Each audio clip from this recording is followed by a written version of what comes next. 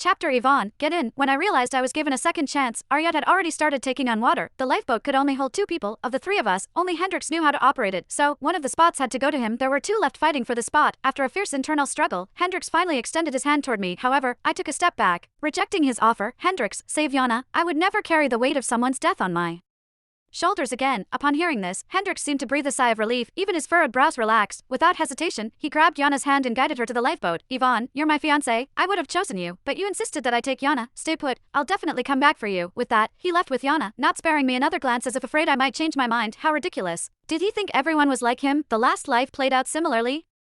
He took me away from the disaster zone first, leaving Yana all alone on the yacht. Even though we contacted the Coast Guard as soon as we returned, Yana had drowned. All they recovered was her lifeless body. At first, Hendrix did not show any emotions when he heard the news. He calmly handled Yana's funeral and gave her family a large sum of money for their loss. The only request he made was to bury her in a pristine gravesite, supposedly with the best care. Naturally, I did not object and even thoughtfully asked if he wanted to postpone the wedding. However, he refused immediately. I still remember how he held my hand and said, Yvonne, I'm definitely marrying you. It was not until later that I realized he was indeed determined to marry me. However, it was only so he could torment me, to make me atone for Yana's death for the rest of my life. What did her death have to do with me? As I watched them sail away, I immediately began thinking of ways to save myself. After all, I could not be sure if Hendrix would get help this time. In my previous life, it was because his beloved childhood friend was left behind that he rushed to get help as soon as we regained cell service. This time, his beloved was right by his side. Would he even remember me? Both times, the only person he ever truly wanted to save was his childhood sweetheart, Yana. I thought about it. They indeed had a great relationship. They grew up together, and no one could ever compare to the years she spent by his side. Even though he chose to save me, it was only because if he had saved Yana first, people would have criticized him for ignoring his fiancée. So, despite his love for Yana, he chose to rescue me. In the previous life, Hendrix deeply regretted that choice. Now, I had made that choice for him. He should be thanking me. Chapter It was not until their figures completely disappeared over the horizon that I quickly thought of ways to save myself. Although the yacht was taking on water,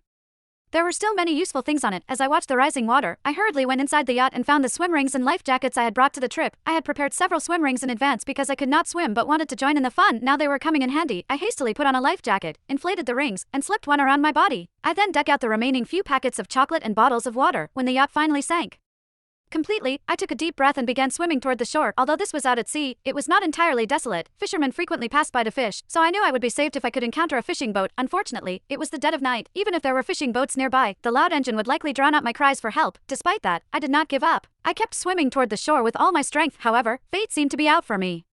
The clear sky from earlier was now filled with thick, dark clouds. It played out just like my previous life. Shortly after, a torrential downpour began, making the rescue effort even harder and ultimately leading to Yana's death. Unlike her, I was not about to give up. I swam even harder. After about an hour of swimming, I finally saw a yacht drifting ahead, swaying in the water. I quickly raised my hands and shouted toward the yacht, "Help! Is anyone there? Please save me!